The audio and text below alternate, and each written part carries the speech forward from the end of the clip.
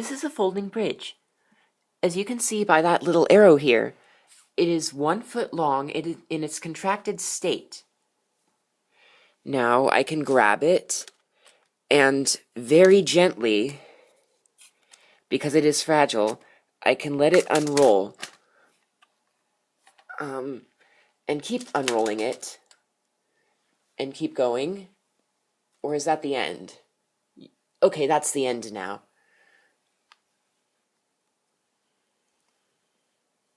And it's going to end up tipping over. Okay, but just to show you, it can support its own weight if I'm careful about it. Or maybe not.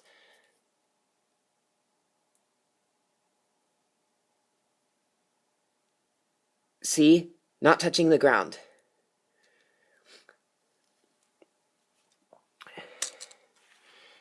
And now,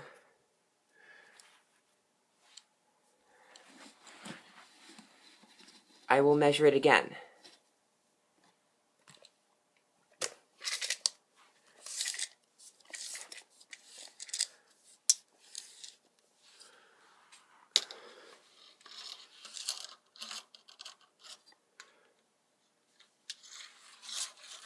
Let's just go to where I held it.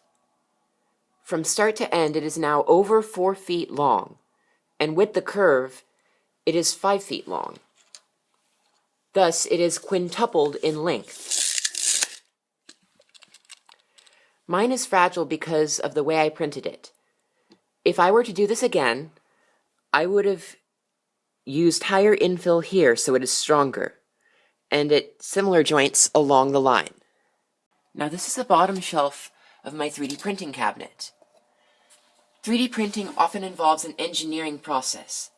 An engineering process involves failed prototypes.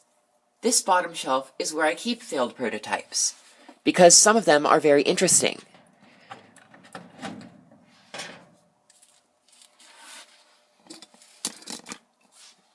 These are the ones for the folding bridge.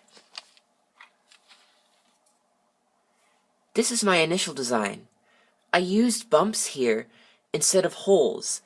The idea was that the bumps would fit into these holes and it would stay together. But when I made this, I did not think about how I was going to get the bumps to snap into the holes, and it didn't work. On this one, there was a defect when I was printing it, so I can take the top off and look at the infill, which is interesting. This one, I believe, broke under its own weight.